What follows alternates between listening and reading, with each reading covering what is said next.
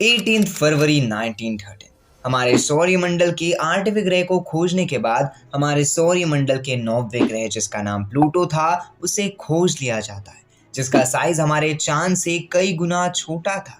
लेकिन वहां तक सूर्य की रोशनी यानी कि किरण अपनी दस्तक नहीं देती थी, क्योंकि वहां पर से सूर्य एक छोटा सा टिमटिमाता हुआ सितारा नजर आता था। परंतु प्लूटो के अंदर इतने राज दफन थे जिसके बारे में कोई सोच भी नहीं सकता था। लेकिन राज दफन चाहे कितने भी नीचे हो, एक ना एक दिन खुल जाते हैं। So let's come to the video title, did the moon is just like our earth. मेरा नाम है Shubham and you are watching science bull.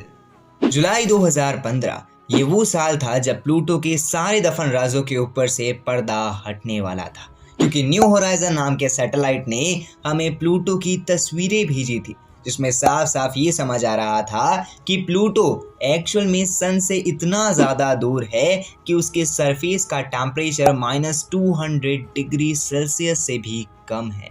But इसका सरफेस और हमारे अर्थ का सरफेस एक जैसा है।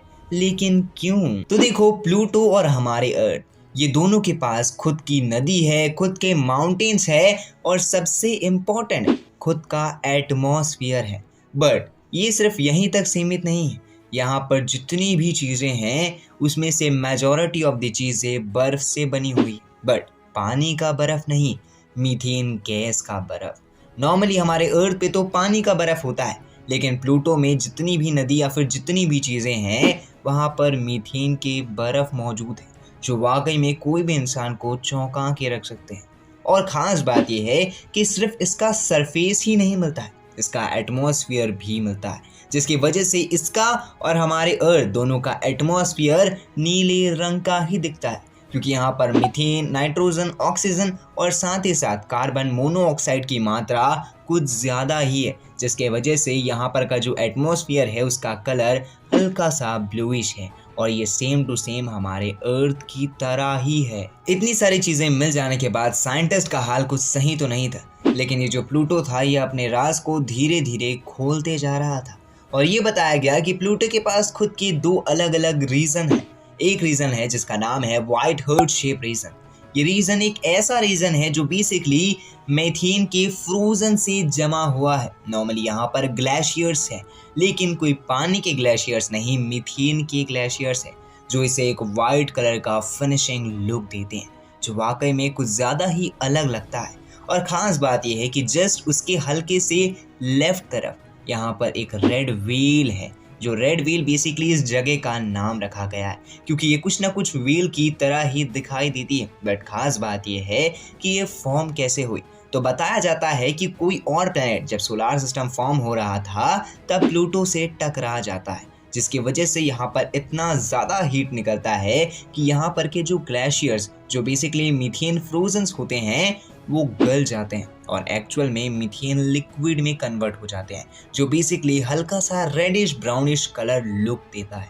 और यही रेडिश ब्राउनिश लुक एक्चुअल में प्लूटो को उसका रेड व्हेल प्रोवाइड करा है, जो वाकई में एक काफ़ी ज़्यादा इंटरेस्टिंग सी चीज़ लगती है। बट अगर ये सब चीज़ें सही हैं या फिर राइट है, तो क्या एक्चुअल में यहाँ पर कोई लिविंग ऑर्गेनिज्म एग्जिस्टेंस पे होगा? क्योंकि देखो, नॉर्मली यहाँ पर वो सब चीज़ें हैं जो एक इंसान को फॉर्म करने के लिए चाहिए।